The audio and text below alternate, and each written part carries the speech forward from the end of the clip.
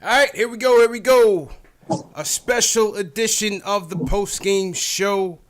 This is the home of the diehard Knicks fan. If you're a diehard Knicks fan, make sure you hit that subscribe button and the notification bell so you don't miss anything. This is the home for you where we talk about Knicks news, Knicks rumors, interviews, and post-game live analysis featuring live callers from you, the fan. So make sure you guys hit that subscribe button.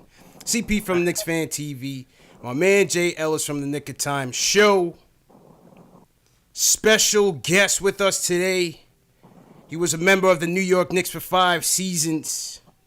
Led the Knicks to the 1999 NBA Finals. And yes, he went toe-to-toe with Kobe. We got Chris Childs in the building. Chris, how you doing, man? Yo. I'm good, everybody. I'm good. I'm blessed. Glad to hear it, man. So like we said, man, thanks again for giving us the time. And we really appreciated the fan base. They wanted to hear from you. We wanted to hear from you. So thanks again for giving us a couple minutes. Not a problem. Anything that I can do to give back to the fans. It's really my first time in a long time even connecting. Yeah, that's what I mean, man. That's what I mean. So it's a beautiful thing that we're here to connect. So JL, let's kick it off with the questions, man. All right. What's going on, Chris? I'm good. How you doing? All right, you can still hear me? All right, cool. So, you started off like a short stint with a team that we won't really mention right here on the show, right? Little more volume. I can barely hear you. Talk a little bit louder. You can't. Okay, let me see. Can you hear me now better? Is that? Yeah. All right, man. So you started off undrafted, and you had a successful stint with a team that we will not mention before you got to the Knicks, and you were very successful there. So I just would like to know, how did you deal with battling with injuries when you first got to the Knicks, and like battling for minutes with Charlie Ward trying to get into that starting lineup, especially after having a successful stint with the previous team? Well, the thing is, when I got to New York, after leaving Jersey, I had a talk with Ernie Grunfeld when they came after me during free agency. And, he told me that the position wasn't promised, but in my mind, I've waited 5 years and then, in the CBA and then another couple years in Jersey to hear my name called in Madison Square Garden. That was like a dream come true. Even though I came from the West Coast, I was always a Clyde Frazier fan. Hey. So when I found out that I was going to New York and was playing in the Mecca, it was my job. I was going after it, regardless of who else was there. I have a lot of respect for Charlie and all the other guys, but I was coming to get that spot. Of course. That's what you come to do. Now, did you guys play one-on-one a lot, you and Charlie? Well, we had times where, after practice, guys were playing one-on-one, but Charlie and I, at the time when I first got to New York, after leaving Jersey, I was a scorer. And Charlie was, a playmaker at the time, setting up the offense and stuff. And so I had to, change my game up to complement everybody else. So I sacrificed, my scoring and stuff because all I wanted to do was win. And Charlie was the same way. So what you're saying is you beat Charlie one-on-one. I beat all of them one-on-one, to be honest. It didn't matter who you lined up. John, Spree, any of them. They all can get it. Facts. Now, Chris, man, 99 was a special season. It was certainly a Cinderella run that was captivated by so many special moments. So I just want to go through a couple of these moments and just give me a take on, what was the play and what was the reaction by you and the guys in the locker room. Let's start with Allen Houston, Game 5 of the 99 first round against our hated Miami Heat. We down by 1 with 4 seconds left. Draw up the play, man. What exactly happened? Man, we run that play. It's like a diamond. You got a guy at the bottom, a guy at the top, and 2 on the wing. The guy taking it out, and we ran that play 100 times, and usually it gets Allen a jump shot. But Miami knew us so well that as soon as Allen caught the ball, they jumped out at it. And Allen, being the player he was and is, went to the basket, which he hardly ever did. Yeah, true. Yeah. So kudos to him for realizing that they were jumping out. And, man, it seemed like the same shot that Kawhi hit in that series, that's what Allen shot did. It bounced and went in. And the jubilation that after a hard-fought series, it's hard to even describe, man. We were just glad to get by those guys because we hated them. Yeah, I hated them too, man. That series really brought the emotions out of the fan base. That was the play. I remember exactly where I was, what time of day, a Sunday. I mean, I remember everything about that game and how it all went down. And there's nothing wrong with hating the team. I mean, why would you go and play a sport and you like the people, then you're not going to give your all? Facts. They disliked us, we disliked them, and that was good for basketball. Yeah. And as you said, that play, they had kind of read that play before you guys executed it. One of the things I saw Charlie Ward say on that game, on that series, and just going up against the Heat, period, was that it was almost a carbon copy of what you guys were running because Pat Riley had kind of built that team as a carbon copy of the Knicks. So it was kind of like the same plays were being executed. Absolutely. And it was just a matter of who wanted it more, who's going to imply their will the most. And I mean, we battled, and I have respect for them, but I don't like them either. That's just the way it is. I respect, as a man, I got to respect what they brought to the table. But as a player, I couldn't stand them. I still can't stand him, man. Still can't stand him to this day. I can't believe that. Yo, I'm sorry. I'm telling you, man. I even had trouble even rooting for D Wade. As great as a player as he was, man, I had trouble rooting for that Miami Heat team, man. As great as a player as he was. I felt it too. I liked you coming out of Marquette, but I'm like, damn, why did you go to the Heat? To the Heat, man. To the Heat, man. So the next moment, obviously, the 4-point play. Knicks versus Pacers, Game 3 at the Garden. Down by 3 with 11 seconds left. Draw up the play for us, Chris. It was the same play that we ran, but they double-teamed Allen. Allen came down from a screen from LJ, and they double-teamed, so LJ popped back to the ball on the baseline. I think it was in front of the Pacers bench. Right in front of the Pacers bench. Yeah, he was at least, 30, well, that's what Steph Curry shoots from now, but 40 feet, at least 35. And I can't believe, I think it was Antonio that was guarding him, either him, one of the Davis brothers was guarding him, and I'm like, I know they go back off, and we got a shot, but LJ shot it like he shoots a regular three, and when that thing went in, man, I had to go to point guard mode and let LJ know, look, we got to make this free throw. All we did was tie the game. And if you ever watch the film, he's all excited, and I'm getting ready to get excited, but then I go to point guard mode, and I calm him down. Yeah. And the one thing about LJ that a lot of people don't understand, he sacrificed a lot for the team. And I was happy for him at the time, and I was able to talk to him throughout the times that we played together, and he would accept it, whether he was playing good or bad. So I knew I can go to him and calm him down, which he accepted it and was able to knock down the free throw, and the Pacers was history. What was that the greatest game or the most electric you ever felt Madison Square Garden? Oh, without a doubt, man. It felt like after he hit the shot, and like the roof was getting ready to come off. When the fans jumped up, it felt like the decimeter, whatever they had with the football games, with the noise, whatever. I think we busted that thing. Do you remember what the vibe was like in the locker room after that game? You know what, man? We were excited, but we wanted something more. We were greedy at that time. I wish we would have been greedier throughout the whole season, and we wouldn't have had that, all the troubles of trying to get in. But yeah. We just wanted more, man. And, like I said, I was so happy for him because of his back injuries and all the sacrifices he made offensively for other people to succeed, and for him to hit a big shot like that was dope. It was big. It was big, man. But, you know, on top of 99 being a historic season, it really didn't start out that way. I mean, you guys were really up against the odds from the jump. I mean, we had the lockout shortened season.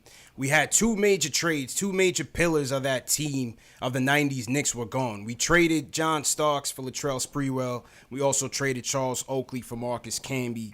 The lockout prevented you guys from really trying to get together in training camp in a more formal, organized way. You started the season off. Injuries took a toll on some guys, Patrick Ewing, Latrell Sprewell, and you didn't really find your groove. What was it that really turned things around and kind of pushed you guys into the playoffs? I think towards the last part of the season, I think the last, I kind of remember, I think it was 20 games or 16. And all we said was one game at a time, give ourselves a chance because we can catch who was in front of us. I'm not sure if it was Detroit or somebody. And we got a little healthier, and then collectively we're able to finally, put our egos aside and everybody say, you know what, we don't care who leads us in scoring, who leads in rebounds. The main thing is to get a W. And I think we won like 11 out of 16 or something like that. And all we want to do is get in. We get in, we got a chance to beat anybody. That's a fact, man. And you guys really picked up steam and momentum. Who would you say was the glue guy of that 9-9 squad? Who's the guy that really brought you guys together in the face of adversity and through the tough times? Quite honestly, normally you would pick a player, and I would put LJ in that era, but Jeff Van Gundy. That's my coach. You know what I mean? He would, as a coach, I have the utmost respect for him because he wouldn't let us give in to feeling sorry for ourselves. And we seen how hard he worked and how hard he studied and to get us prepared. It wasn't anything that he did wrong. All he can do is give us the game plan. Right. And we got to go out there and execute. We weren't. So I think he was the glue to keep us focused, to keep us, in tune to that all we got to do is win one game. And the next game, we win the next game and just keep building that way. And with him still having confidence in us as players and as a team, we'll hopefully get ourselves focused again and go out there and make things happen. Man, Gundy was a great coach for us, man. Real great coach. Yeah, he can't fight worth damn, but he was a good coach. Yeah, and we're gonna get to that in a second. But who would you consider the bigger rivalry of your time there? Was it the Heat or was it the Pacers? It was the Heat. It's not even close. The Pacers, they were very physical, but we knew that they were just a half court team, and if we got Spree and Allen in a full court, that we could beat them. But the Heat, for some reason, well, with Riley knowing our system, we knowing theirs, they were the most bitter rivalry, and I enjoyed it. I enjoyed going to Miami and shutting the fans up. Yeah. Which play on that Heat team got under your skin the most? Was it Tim Hardaway? Because you guys. Yeah. I already been mouthing off lately. He said something in an interview lately saying that if he saw me on the street, we would fight. Whoa. Which is a lie. But it's cool that he says that, and he lucky that I got into it with Kobe because I got warned not to get into any more fights because he was next on the list. Tim Hardaway was on the list, Jay Ellis. He was on the list. He was. Yeah, I know he felt some type of way when we drafted Tim Hardaway Jr. I know. I'm sorry, say that again? I know he felt some type of way when we drafted Tim Hardaway Jr. Yeah, he played a little dirty, so, a few elbows here and there. But like I said, I don't mind the elbows below the shoulders, but above the shoulders, we got a problem. Facts. Now, since we talking about the physicality of that era and that rivalry, let's go to Knicks Heat Game 5, the '96 NBA playoffs. Charlie Ward, the most mild-mannered of mild-mannered men, gets flipped over by P.J. Brown and a brawl ensues. What was going through your head when all that went down, man? That was a tough one because I played with P.J. But he had on a different uniform at that time. So luckily I was on the court, and I was just trying to get in there and get my teammate out of there. And then Snake in the grass, Tim Hardaway, comes up behind me and nudges me in the foul. So I turn around and I see all the other guys coming, but I don't like having my back to all the action because that's how you get snuck and put to sleep. So I was just trying to get Charlie out of there, but I just hate that it happened like that because honestly, that team that we had then, we was gonna do a lot of damage. Wow. So you thought that team was the team rather than the 9-9 team. The 9-6 team was the team. Yeah, that team was mentally tough. That was a mentally tough team. So we had a really good chance that year. But like I said, things happen when you play the Heat, and the new rule of coming off the bench, which I know was brought to case because of Kermit Washington back in the day. Yeah. Hitting Rudy Tomjanovich. So I understood that, but it was a lot of guys that had a pinky toe over the line and got suspended. So it was crazy, man. We lost Ewing, H2O, John Starks, and LJ. I mean, how did you guys kind of? What was the vibe like in the locker room after that game?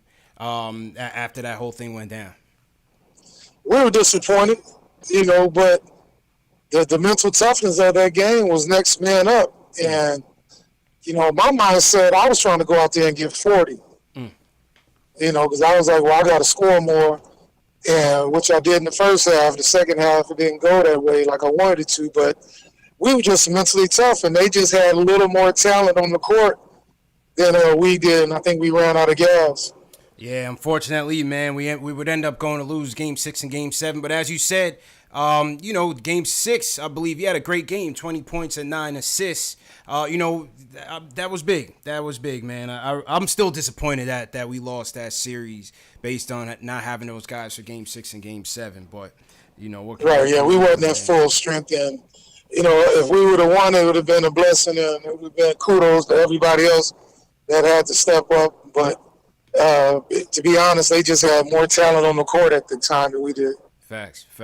Now let's skip to 9-8. We had Knicks versus Heat Game 4. First off, your defense on Tim Hardaway was great because the game was still within reach. But then off the rebound, we have LJ and Alonzo Mourning going after it. Next thing you know, Jeff Van Gundy's on the floor trying to stop the fight. What was going through your head when Van Gundy jumped in the whole mix? First, when I first saw, and LJ was, he was a Golden Glove back in the day, so I don't know what happened at that time when him and Alonzo were slap boxing because, they didn't really get into it. But I saw Jeff come off the bench, and I was like, oh, man. And then he slid down like he fell off a horse in the Kentucky Derby. And so all I saw him down there holding his leg, so I was like, I got to get him up out of there before he gets hurt. And I just went head first to snatch him out of there. And, that was just part of it. It's not like that anymore. Yeah. Like, we really did not like each other. I mean, literally, it could have been like the old movie Slapshot when the puck went down and they just start fighting. Just start brawling. Just start going at it. I mean, I know a lot of guys wanted to do that. I did, at times. But it was just that type of rivalry. And, that particular game, I knew something was going on because a couple times down the court, LJ posting up, Alonzo posting up, it was some elbows through. So I think, I'm not 100% sure, but I think LJ said something to the ref to the effect that, listen, you got to control this. And the ref didn't respond. So I kind of figured that something might, go left, and it did. That's crazy. And the crazy thing is, Jay Ellis, is that after the game, the Knicks still huddled up for a team prayer. like it was nothing, man. You gotta pray after that. You don't pray after that. Pray that we don't knock them out. Pray that you don't knock them out, man. Absolutely. Yeah, we stayed doing that. Charlie implemented a lot of that, and a lot of guys, enjoy the spiritual part of the game of basketball and still giving glory to the man above, and it kept you humbled, and you were able to calm down once you did that. If you didn't pray after a battle like that, you might go to the bus looking for the player to finish what was started. It's true. That was always a good thing. True indeed, man. All right, let's get to the one. A lot of the fans, they were like, make sure you ask him about Kobe. Yeah. What happened here? We're creeping up on the 20th anniversary of this altercation. First and foremost, what happened? Well, we ended up getting cross-matched. Allen was guarding him, but Allen took a shot, and so my job as a point guard is to get back. So I end up with Kobe. So we're running, down the paint. He popped me with an elbow. I'm like, okay, that's how it's going to play. So we end up going back down the other end, come back down again. He popped me again. So I look at the ref. I know the ref name to this day, Monty McCutcheon. Oh, I said, Monty, you go do, because Monty, I knew Monty in the CBA. okay. So I called him by his first name. I said, you go take care of this. And he shrugged his shoulders like, what you want me to do? So I was like, okay, I'll take care of it. So we go around the pick. He popped me again. And so I push him. Kobe's 6'6". I was only 6'3". So he walked up on me. I had to, nudge him with the head just to get some distance. And he threw another little chicken elbow that missed. And at that time, I had enough. And I was like, okay, I don't want to knock him out. Because if I knocked him out, I'd still be suspended. I just wanted to pop him. Right. To let him know. How you got a little brother and you're like, hey, man, take this with you. Just a wake up call, just a chin check. Yeah, you know what I mean? Yeah, just a chin check. Don't think it's soft over here. Yeah, and so now he gets it. But I think I helped him because after that he started lifting weights and doing Sprite commercials. He was motivated. He was motivated after that one, man. Yeah, I seen him get into it with Mike and Reggie and stuff. I'm like, okay. I had a imprint on his toughness. I remember that, man. I remember that. JL, the funniest thing about it is when Kobe hits him with the forearm, you could see Chris like, what? And then catch him with the bop, bop. then you got Shaq and Patrick getting into it a little bit. And one thing about Patrick, even though he never really threw hands like that back in the day, every skirmish of his career, he was always involved. Like, he was always in the mix. You know what I mean? Yeah. Then you got Spike standing up. He the only one standing up in the crowd. You could make Spike out from a mile away. That was crazy. The orange. He got on the orange, neon orange or whatever. Yeah. But Patrick, that's that Georgetown mentality. That's our guy, man. That's that Georgetown mentality. Because I remember a buddy of mine, Mark Tillman, played for Georgetown, and he was telling me about the Georgetown mentality. So Patrick brought that to the Knicks, and he was always a protector. Oak, same way. So we, it was just one of those things, spur of the moment. I didn't go into it thinking I was going to do that, but I had just got fed up and had enough, and the young fella tried the wrong guy that day. Chris Childs putting the GOATs to the test. And the last one from the physicality standpoint, a lot of people forgot that you and MJ got into it. What happened with that, man? Yeah, MJ was, a lot of people didn't see it, but MJ was dirty. Yeah. A lot of, he'll grab his shorts. Like I said, I'm okay with anything below the shoulders, but if you watch the film, he bowled me in the back of my head on a rebound. Mm-hmm. Then he lied and said that I decked him earlier in the game. That's completely false. He lied about that. But when he ran after me, I'm getting ready to square up because I'm like, you ain't gonna hit me first. I'm gonna hit first. Facts. And that's why I threw the ball at him. But that's one that I wish that I would have took off on him. I really do. And then we end up, we never squashed it, but we end up seeing each other and playing golf years later in Miami. When Oak would come down, we hooked up and played golf, and we didn't even talk about that because I was still in same mode of, you get out of line, we're going to fight on this golf course. Even on the links. Even on the links, you can still get it, man. There's some Caddyshack out there. All right, JL, let's get to the Spurs. Oh man, I have a feeling I already know where you're gonna go with this. But what was your feeling? Going to the finals against the Spurs with no Ewing and no LJ. The Spurs was tough, man, because we had lost Pat, and we came in. We had Marcus Camby and LJ was real banged up. I was banged up, and those guys were just, you have to give it to them. They were too big. They were playing volleyball up there, tapping it back and forth. So it was a tough series, a tough matchup for us because we lost one of our bigs, and they killed us on the boards. I don't think we ever got our footing and recovered after game one. We ended up getting a game, but it just wasn't meant to be. I don't like making excuses. We had to go with the guys we had, but we definitely were undermanned, and they were a better team. Yeah, man, I can imagine it would be a whole different ball game if Captain was there with LJ, especially considering the series that LJ had. I'm sorry, I can't hear you. You can't, Dad, you still can. I said I would imagine that the game would have gone completely differently if the Captain and LJ. Yeah, if we had you and an LJ, maybe the series would have went a little bit differently. Yeah, I like Patrick being there, and that had we could have moved LJ to the 3, played Marcus at the 4, and Patrick at the 5. Took him people they lineup because LJ could have guarded Sean Elliott, and then we'd have probably put Camby on Dave and Patrick on Tim, so we'd had a better matchup. And then we could have went big and had Allen Sprewell at the 1, Allen at the 2. I could have came off the bench. Charlie could have came. It just changed up the lineup to complement, the bigs. That we would have had a better combination to deal with their size. Did you feel like that would be the last time you went to the finals? Did you feel that like that would have been the last time you guys would have went to the finals?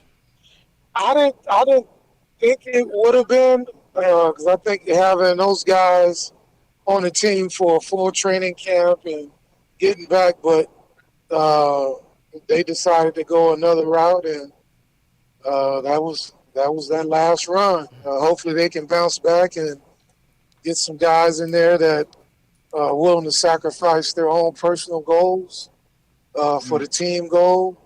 Just go out there and battle and compete, man. I know there's different, the rules are different, but it doesn't mean you can't go out there and touch someone. Yeah.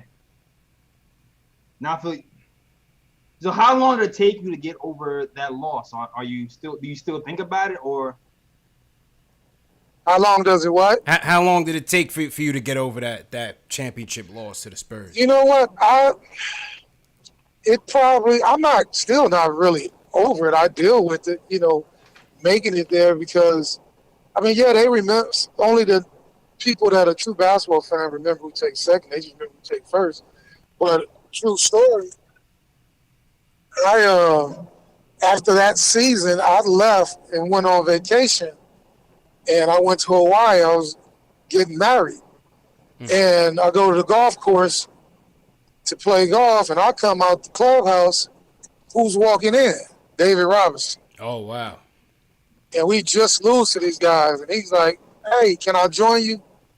I'm like, "Man, really?" No, you can't join us, man. Yeah, I got, and Dave's a nice dude, but I said, "Yeah, you can join us." So we get out there and play, man. I hit my ball so fast, I left. Go on. I didn't want to see that, but yeah, that's just what happens, man.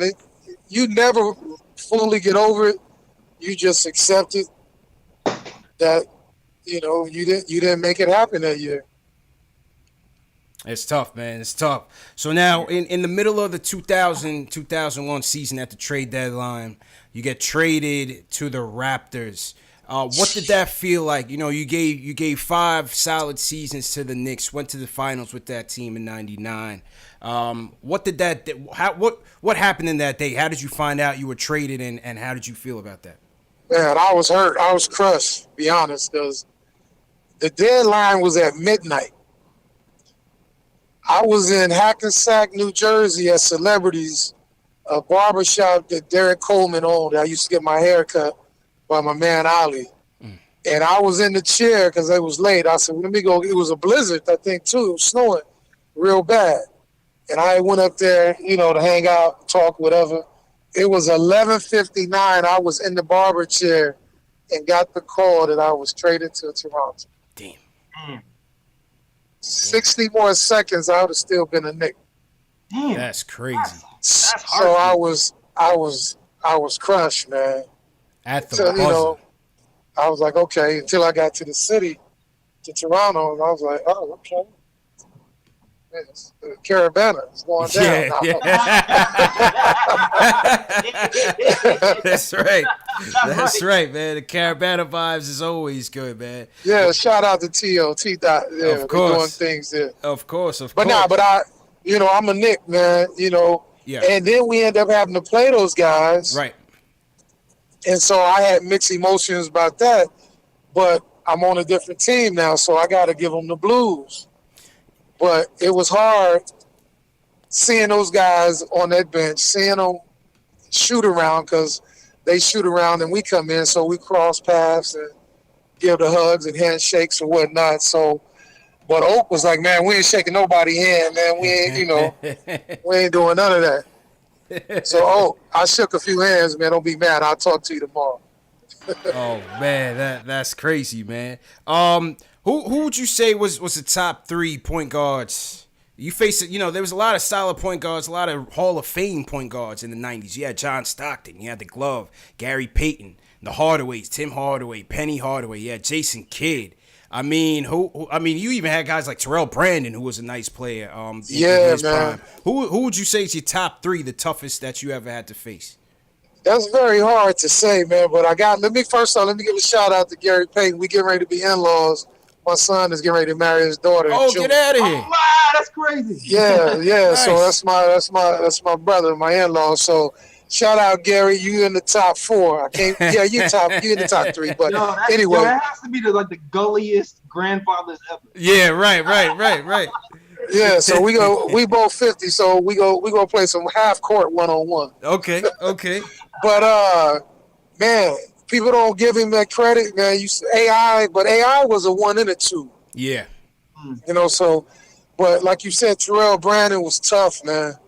Because he had the herky jerky style. My boy Rod Strickland. Right, yeah. Was the truth. Right, true. He was the truth. John Stockton wasn't like a difficult guard to guard because it was pick and roll. You needed help. Kevin Johnson was a monster. KJ. Yeah. Back in the day, and I was able to play against Magic at the end of his career. But off the back, man, Terrell Brandon and Rod Strickland don't get the credit they deserve, man. True indeed. Those cats were the real deal. Absolutely, man. Couple more rapid fire questions before you go, Chris. How you looking on time, by the way, Chris? Just keep. No, we good. Okay. Right. On those '90s teams, who was like the team jokester? Like who would always do the pranks and everything on that team? Probably me. I was a comedian. Then we had the end of my stint in New York, Rick Brunson. Okay. He was a clown, but it was mostly me. And any stories you could share on that you did? I can't really put them out there like that, but I have couple funny stories about John Starks. Okay. Oh, tell that. Yeah. We need to hear that. Yeah. And John, he gonna tell me, he gonna say, no, that wasn't John. It's true, bro. I was there.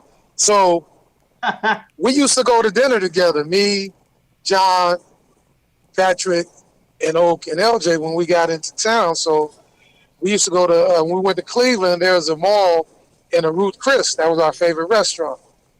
So we're all sitting down and getting ready to order.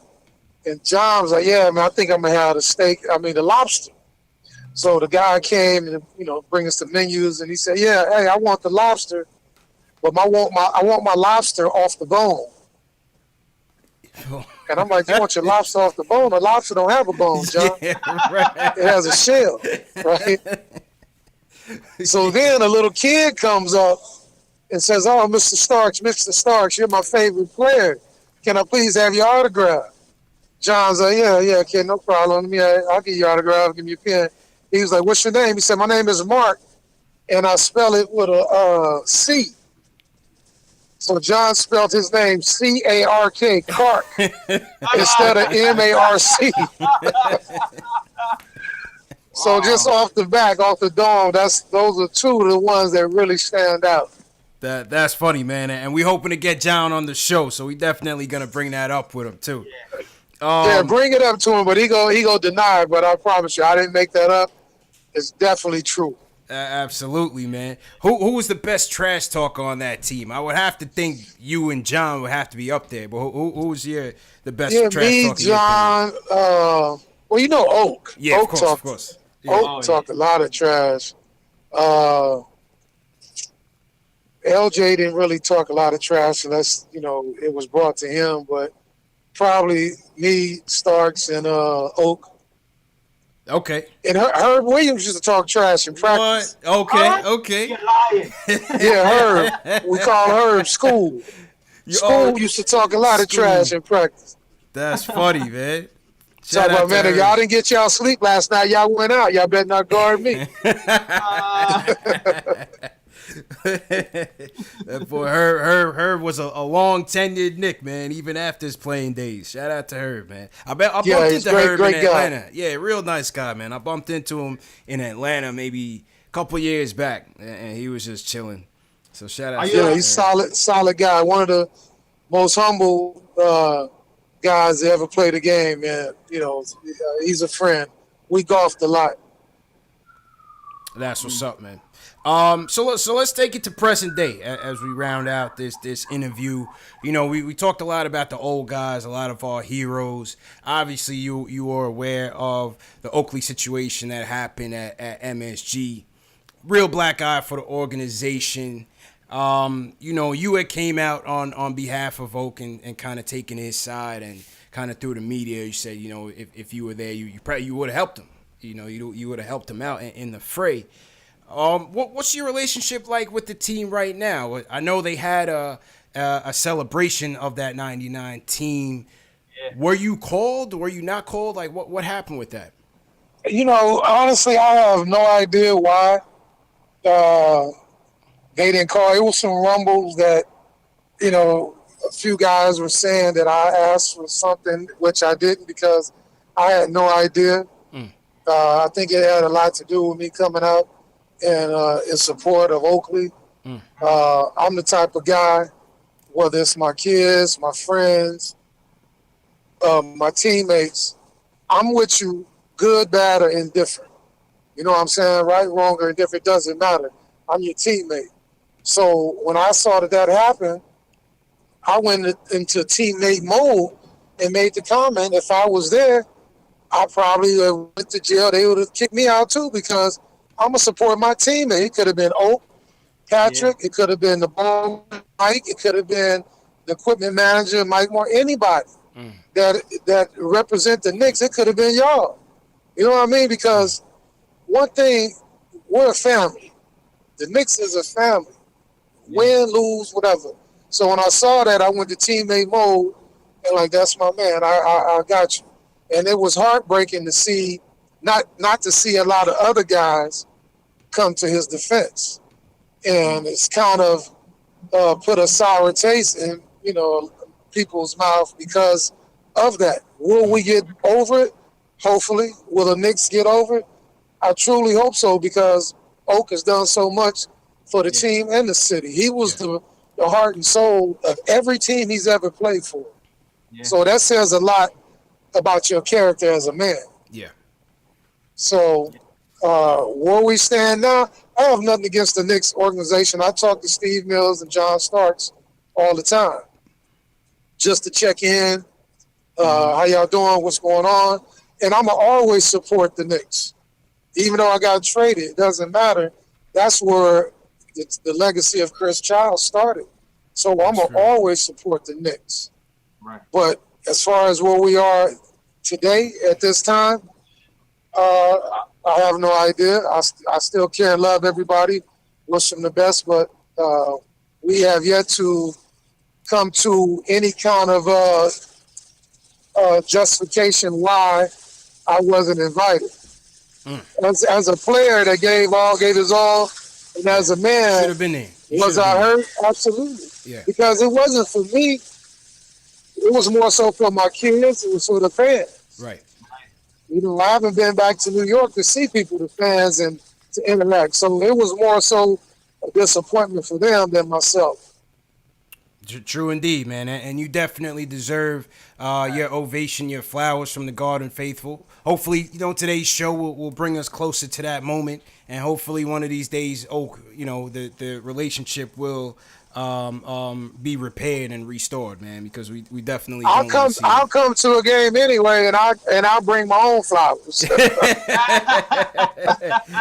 hear that. I hear that, man. What do you think about the current roster and the direction of the team now? It seems like after you were traded, after the captain was traded, I mean, things have gone downhill since. We only have 5 winning seasons since that time. It's been a tough haul. What do you think about the direction that the team is going in the current roster? Well, I think they're going in the right direction. I think the coaches they brought in, he has that mentality to get the guys to understand their rules and to come together collectively as a group. I have no idea what happened with the Porzingis situation. I still am boggled how he was let go. But the kid that they got from Duke, he reminds me a little bit of Walter Berry. He don't have a scoring mentality of a Walter Berry, but he has a little bit of his game. It might be because he's left-handed or whatnot, but I think that's going in the right direction. I like Knox's game.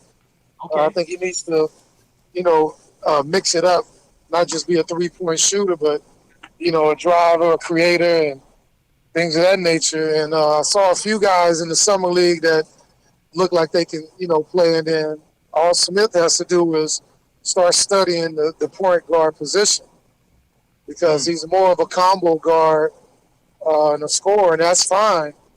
But he plays like Stevie Franchise, too. Yeah, that was my comparison of Dennis Smith Jr. Steve Francis, for sure.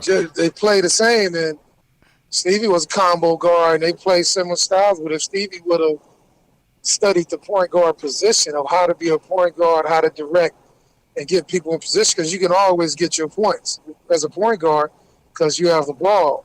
But get your other guys involved early so they'll have confidence late in the game when you need them in the fourth quarter. So once he understands that, I mean, his greatness is up to him because he's an excellent player. That's interesting. It's going to be a big year for Dennis Smith Jr., man, going into his third year. He got to step up. He has to step up and take control because everybody can't play in New York, man. Because I remember, man, I hit a winning bucket one week and missed one the next week. They booed me for a month. But I was cool with that because I wasn't playing good enough, so I deserved to be booed. Right. Keep you on your toes, I'll take it as it comes. Keep you on your toes. That's how the Garden faithful is, man. Hopefully we can get back to those days, and I hope we can protect home court, man. That's one of the things, and I'm sure that has to irk you too, Chris, is the fact that no matter who we get, you have guys that always come in and they say, we want to be the '90s Knicks, we want to bring the physicality, we want to be tough, we want to protect home court, and then we just come in and it's like the guys that come into the Garden to play us, they have no respect for us. They have no, fear of us. They just want to come in and get their highlights so that they can be on Instagram and this, that, and the third. How you feel about that? See, the era is different. Guys are too nice. Yeah. I remember when I first got there and I played Mike, and I said, I can curse. Can I say damn? Yeah, good. Yeah. Okay, I'll be damned if he get 55 on me. I'll foul out before you get 55. That's just the mentality that guys have to have. No easy buckets, man. No, protect home court. They have to have the mentality not in our house. When guys come in there and get cheered more than the home team, there's a problem. Right. So the fans are like, well, we go cheer for the ones that's playing the hardest. When LeBron coming in there and Curry, I know Curry, I've known him since he was 5 or 6 when I was playing in Toronto with his dad, Dale. You guys can't come in here putting on a show. Yeah. That ain't happening. You can go to a show on Broadway. right. But you can't put on a show in the Garden. Thank you, man. Thank you. That's just, that has to be the mentality. So hopefully, Coach and everybody can bring that back. But I also think they should bring back some of the players that played and put them on the staff so they can show them and educate them on the way the game is played. Interesting. Interesting. And I agree. It's funny. We should. They don't utilize Clyde enough. I don't feel like. They don't bring the captain in. Patrick Ewing, yes, he went to Georgetown. A lot of people argue that he should have been given the opportunity to be a part of the staff. You have Starks there working with the organization. I definitely agree with that. Yeah. But they got the guys that are there doing community service work, which is cool, which is needed. Right. But you need some of those guys in those locker rooms during the tough time and tense times to let the guys know, I understand what you're going through. I've been there. Right. So hopefully that changes. But they're going in the right direction, and man, I can't wait to see that guard pumped again and supporting the guys, and then the guys feeding off of that and giving it back to the fans. True indeed. I agree with you, man. Just a couple more questions. You did say the game has changed. I definitely agree with you on that. Is there any player in the league right now that kind of reminds you of yourself, or kind of just reminds you of, that play from back in the day, that never back down mentality, always play tough, always play physical, and bringing it 100%? I mean, off the top, probably Patrick Beverly with his crazy self. Yeah. He don't care, and I like that, because we weren't the most talented, highest jumping, quickest, whatever, but we had the mentality that you will not outwork me. And that's what the game is missing. You got everybody that wants to score 30. We need guys to do the dirty work and let the guys know that you're not gonna do that. Not tonight. So, I love watching Westbrook play.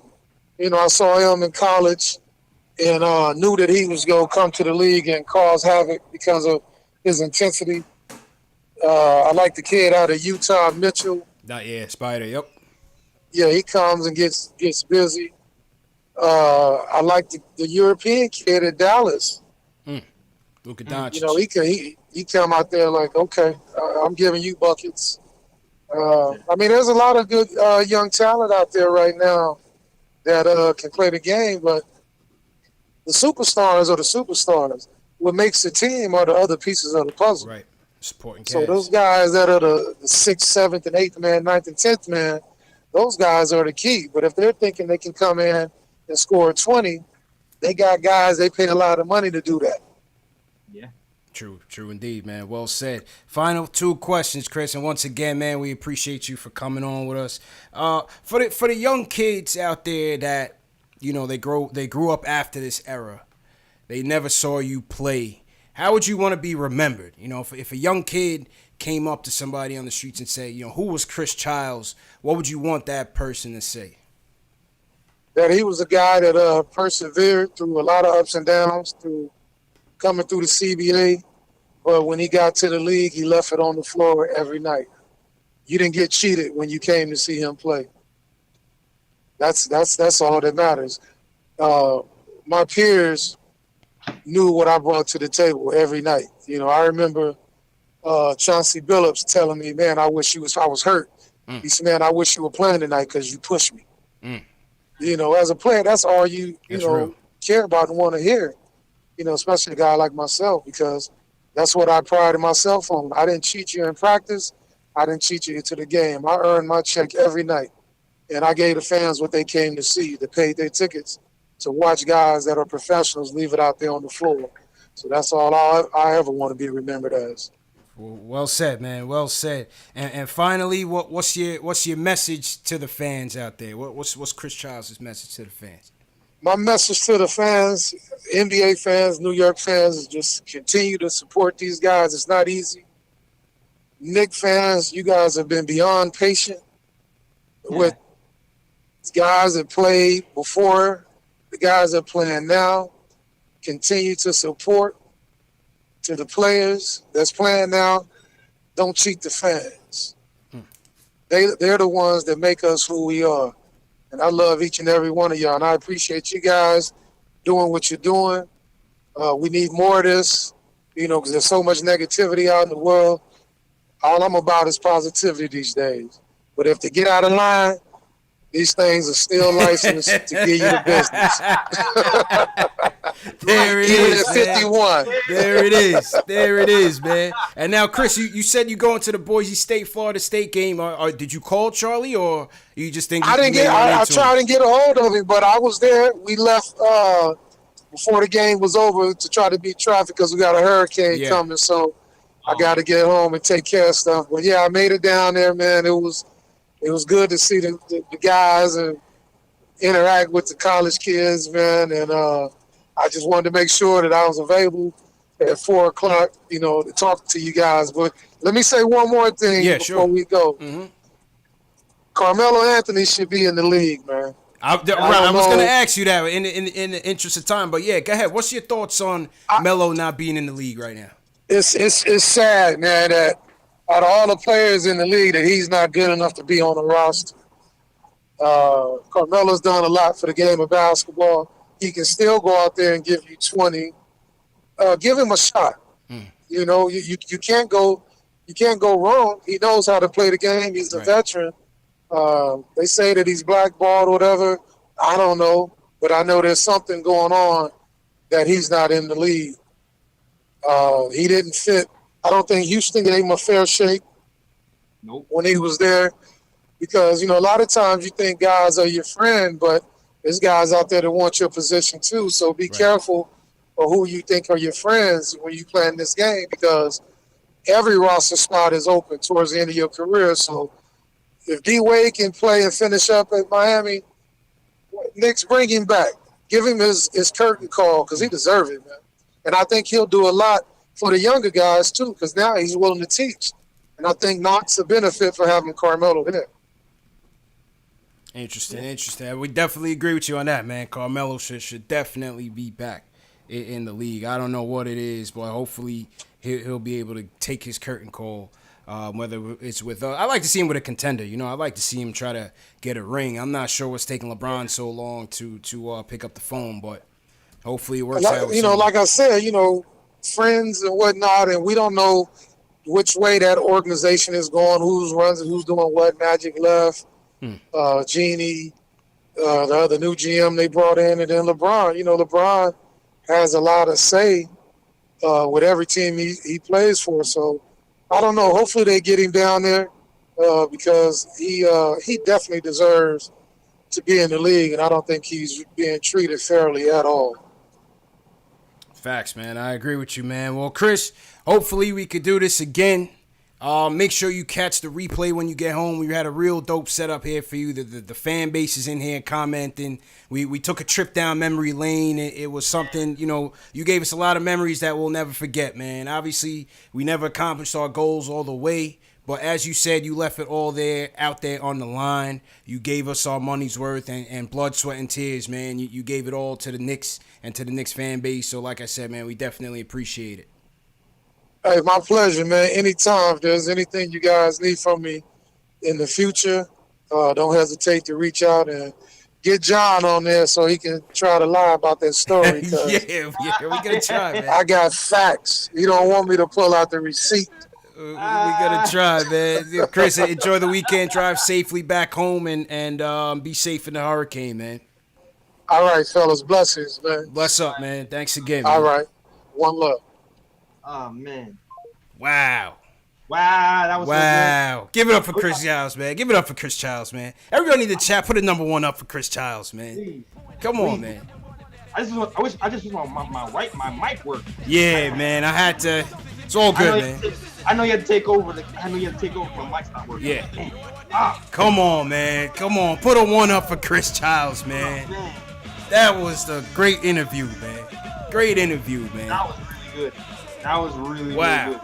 I love how. Can y'all hear me? Yeah, I think everybody can hear you. It's just we'll work on it. We'll work on it, man. Right. Like everything else, man. We'll work on it. All right.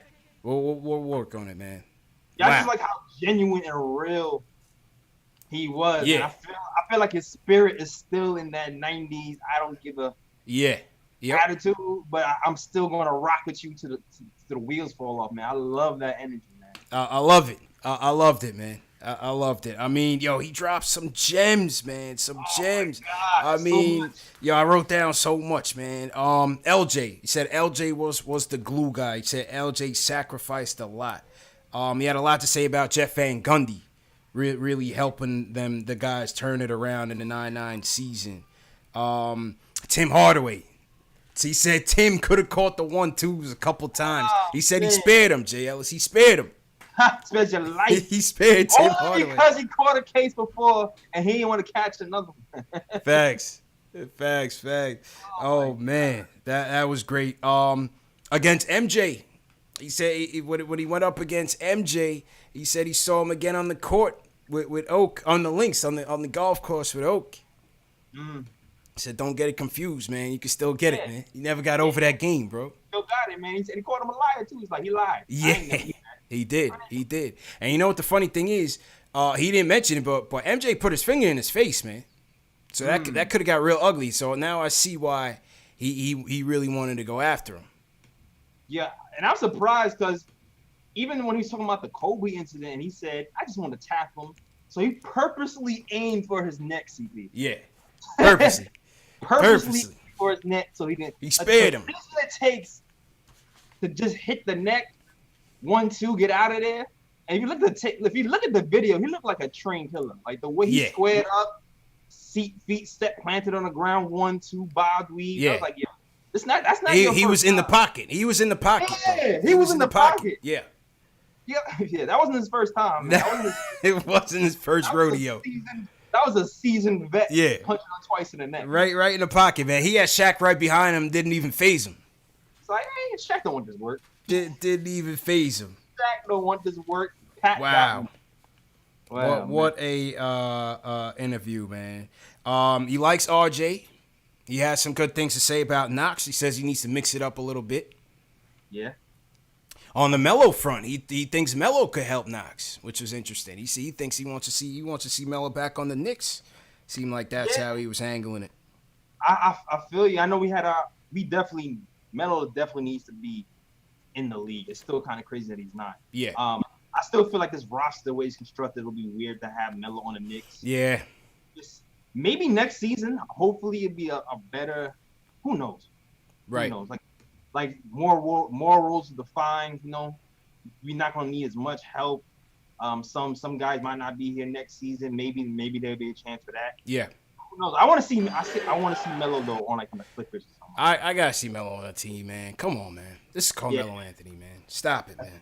We're gonna get to Melo real quick. Shout out to everybody in the chats wherever you guys are watching from. Hit that thumbs up button for you boys. Hit that thumbs up button for Chris Childs, man. That was an outstanding interview, man. Thumbs up, please. Come on, man. This is what we do it for, man. man. I was like, man. Come on, man. Couple things. No calls because I got to run to a barbecue in a little bit, but I just kind of want to wrap on this, and then we'll talk about what's next. Who you guys want to see next? Which player do we need to get next? Leave a comment in the chat. Leave a comment on this video. Who's the next player you want to see on this series? We got to start naming this series, JLs. We'll figure out a name for it. All right. Yeah. His advice to DSJ: study film, study the point guards. Work on getting others involved because you know he can get buckets. Yo, call again. Can we connect that, man? Let DSJ and Chris Childs talk about Hey, well, he's got to get back into the Garden first. And he said, there was some cross communication on what happened during that 9-8, 9-9 celebration of that team. He thinks it's because of his stance on Oakley. He's probably right. He's probably right. Yeah. You know. Possibly. I mean, hopefully all that stuff gets swept under the rug eventually, man. We need to have our legends back in the Garden, man. We need Oak. We need Childs. We need everybody here who's contributed to this culture, to the family, the Knicks back in the graces for the fans. For the fans, man. It's true. True indeed. And he was right, man. We got to get more of these players involved with the team. I don't understand why that hasn't happened.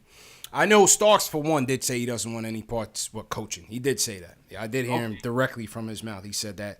And hopefully if we get him on the show, we'll talk to him. Chris, go ahead. Now, I will say I do like how the Knicks started to kind of bring players in last season for practices. Yeah. That was a good first step for us, like having Walton and having, Rasheed Wallace. And Patrick Ewing in the beginning of the season, but it'll be cool to have somebody there like more frequently. But that was a nice first step. Absolutely. He said his message to the players: don't cheat the fans. That was real. Don't cheat the fans. He said Patrick Beverley was a player that most reminded him of himself or of that playing style of the 90s. We definitely agree with that. Oh, man. I feel like everybody would say that. Definitely agree with that. Some of the other guards he likes in the league: Luka Doncic, Spider Mitchell, Westbrook. Yep. Westbrook. Yep. He said Chauncey Billups was a player that said that he always pushed him. That was real. Chauncey, shout out to Chauncey. He was a great player. Yeah, he was a great player too. Great player, man. He was healthy. Yeah. When Staten was there.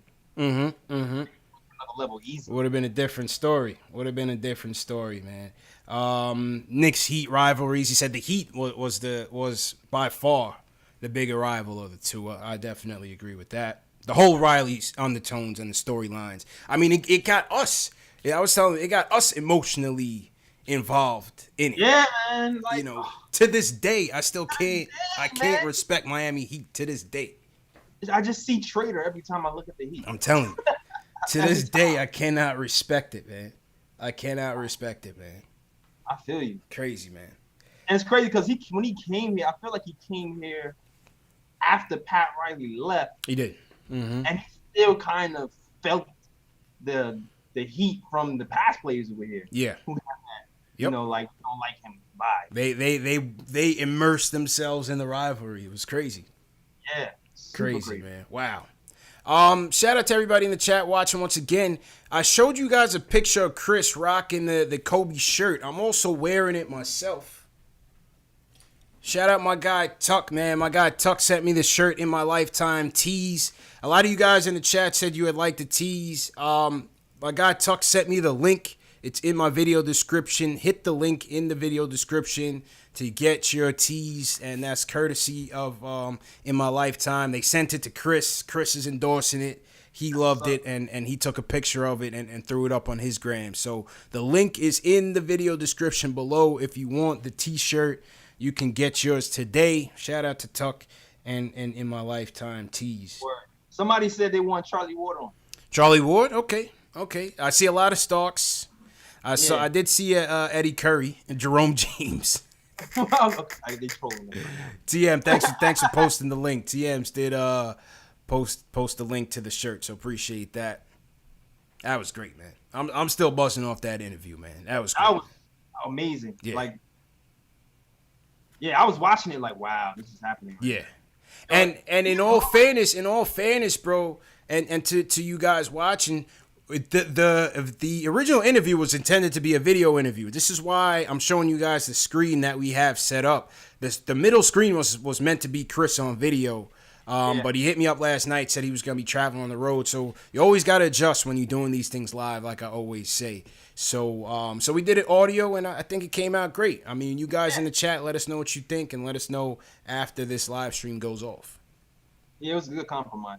I think it was a good compromise, man. Yo, man, when you grew up a Knicks fan, like, dude, you think you was 10 years old, watching the Knicks 11, 12, that you will be like 20, 30 interviewing Chris Childs? Never thought of it in my entire life, bro. Never thought of it in my entire life, man. This is nuts. And then talking about all the past stuff that happened and like the in-between, the nitty-gritty details of this beef and this relationship. And that is like, what? I got to watch this again, man. This is weird, man. I'm not going to lie. This is weird. It's crazy. It's crazy, weird man. Being a fan of your whole life, and then being in the interview. Yeah. Even if your mic ain't working. It's crazy. It really is crazy. Even when I was like putting the highlights together, I'm watching all this for like it was the first time getting goosebumps. Like, I don't think I stopped smiling for the first 10 minutes of this interview when he was just recapping memories, because it was kind of like I was putting myself back in that place as a kid. Like, wow, I remember how I felt when this and this and this was going down. It was crazy, man. And it was cool. It was like, and he was so like, shout out to the Brooklyn Fire Department. Yep. That's all good luck. Yeah. That's all good luck for the day. And he was like mad real though. It was like mad. You can tell it was all from the gut. Yeah. From the heart, yo. Definitely from the heart, man. That was a solid interview, man. And once again, we appreciate Chris Childs for the time. Thanks again for everybody for watching, man. This was really good. Couple things real quick. Like I said, I want to get to the calls, but I got to run to a barbecue, so I don't really have time to take the calls. Me and Jay Ellis and Terry had a solid session live from the Knicks Fan TV studio in downtown New York City. We're going to put that content up for next week as we gear up for training camp. We're less than a month away from training camp. Things are going to start happening very quickly, so look out for that content. We're getting ready to gear up. We'll have some more live streams coming up, get to talk to you guys and as we get ready for the 2019-2020 campaign. Mm-hmm. Some other news, Jay Ellis. FIBA World Championships start tomorrow officially. Official tissue. And all eyes will be on, well, for me at least, it's going to be on Frank and Team France. See how they do. They are in Group G with Germany, Dominican Republic, and Jordan. So as we know, France is coming in there with the French Prince, Nicolas Batum, Rudy Gobert, my guy from Orlando. Is that going to be on the ESPN app? I'm not sure what channel. We'll put it up. I'll put it up in the community tab. Let you guys know. Obviously, I'll have the highlights from that game as well. And, we just want to see how Frank is doing. We want to see how Frank is doing. I'm hearing that he's supposed to be starting in these games. So, Germany's going to be Dennis Schroeder is going to be playing for Germany. So that should be an interesting matchup. Obviously, Germany doesn't have Dirk anymore. But Schroeder versus Frank should be an interesting matchup. JL's any interest in the USA team? I'm not really interested. You know what it is? It's lost its luster a little bit. Yeah. Because, I was really, really interested to see if Julius Randle was still going to play like how yeah. I'll peek my head in. Everybody left, man. Everybody left, But I think the competition, having more competition in these games is not a bad thing. So I'd like to actually see them come up in close games and see them, go up against some adversity and see how they respond. Serbia's going to be a beast. I mean, they got Jokic. They got Bogdanovic. They have Boban. Serbia got a nasty squad, man. Real nasty squad. I think they're considered the favorites right now. Yeah. I don't know. I don't know. USA is going to have to fight this season. You're going to have to fight, man. Gonna have to fight. In other news, we saw Melo and Julius going one-on-one in the gym. What was your reaction to these highlights, JLs? It was dope. I like the teacher Melo, man. Yeah, I like it. Videos of him teaching his son the game. Yeah. And it's cool to see him doing the same for Randall. Hopefully he picks some of that scoring acumen up and he brings it this season. And I fully expect him to take advantage of everything he's learned from Melo and just build on what he's been doing with the Pelicans and with the Lakers and show us what he got this season, man. Facts. One thing, what you're noticing with Randall in these workout videos, and these workout videos, I see a lot of people like always comment on the posts on my workout video posts like, this means nothing. They're not playing defense. Yes, Captain Obvious. We know that. But the fact remains is that, one, there's no highlights to show. There's no season. And number two is just to get hype. Just to get hype for the season, man. Show these guys working out. One thing with Randall, is clear that he's working on his mid-range and beyond. Yeah. Which I think is solid. He's working on his weaknesses. Mm-hmm. He didn't shoot that many from beyond, I believe, like 12 feet and beyond. So he's working on that. We saw him get his three-point percentage up from last year. Hopefully, he takes another couple points up this year. Yeah, it's obvious everything has like a focus to it. You haven't really seen him doing back to the basket drills, right? Because even in the pickup games, you've seen him pulling up from three most of the time. Yeah, I think that's excellent. Man. He's really trying to round out his game. So hopefully that translates on the season.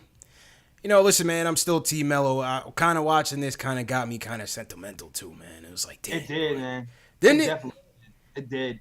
Pulled the heartstrings. I was like, damn, boy, how you got this guy out here training now?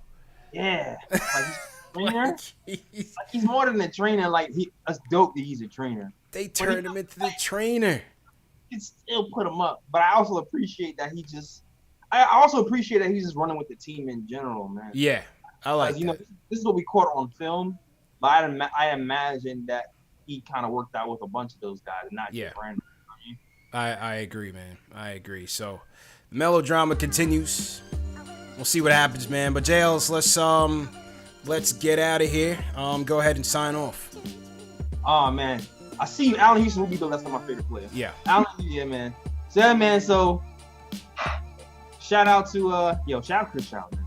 Also, shout out Chris Child, man.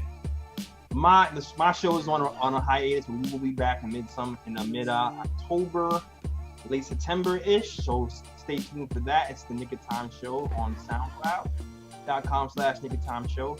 And you can also watch the video versions of our podcast on YouTube at youtube.com/Nick of Time Show. Also merch. I was supposed to have the store set up today, but I'm hopefully be up within a few days. That's the Nick of Time Show.com. Click the store and you'll see all this beautiful merch right there in the store. You'll see that Block Finesse Monster. The new store will have the updated number right there. It won't be 26 or 23. And some new RJ merch. Definitely check out for that. And also follow me on all social media. Links are in the bio, in my description. That is all. Back to you, CP. Appreciate you, my dude. Thanks a lot, Jay Ellis, man. And let me get to my screen. Here we go. Appreciate you, man. Great job, man. And hey, salute to everybody watching, man. Big thank you. Special thank you to Chris Childs for making this interview great for us. Salute to everybody watching on this Saturday. Happy Labor Day weekend to those of you in the U.S. Have a great weekend. Enjoy it. Be safe. We're ramping up. Training camp is on the way. We got some fresh content coming. May have another guest on the way. We're working on it. Let us know what you guys thought about this interview. Leave a comment in the comment section below. Big shout out Alex Collins, back from Ireland. Shout out Alex Rockman So Blue. Looks like you're new in here. Shout out Ayo Pal, Keith Sinclair, some of the regulars. CP the artist in here. Cadillac Music Group, I appreciate it. Sammy Soso, what's going on? Knicks Fan TV, Dave, thanks for your help. Great job as usual. Who else you want to shout out, JLs? Oh man, shout out, man. Much love to the chat, man. Shout out Shells. Shout out Ricardo Custer, Gil Humphreys, man. Shout out to those guys. Shout out to Gene Blue. Shout out to Multi Apples.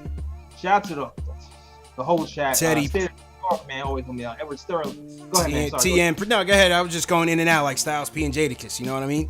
TM, appreciate it. Teddy, appreciate it. Man, what a show, Jay Ellis. Garth Bolin, appreciate it. Everybody with the hashtag, leave a hashtag new if you guys are new. And we'll definitely shout you guys out.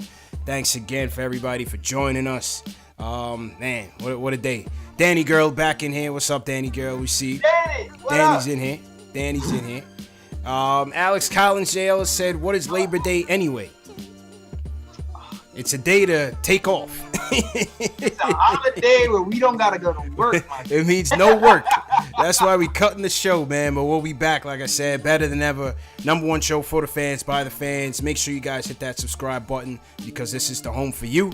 And we'll see you guys later, man. Have a great one. Peace. Uncle Al.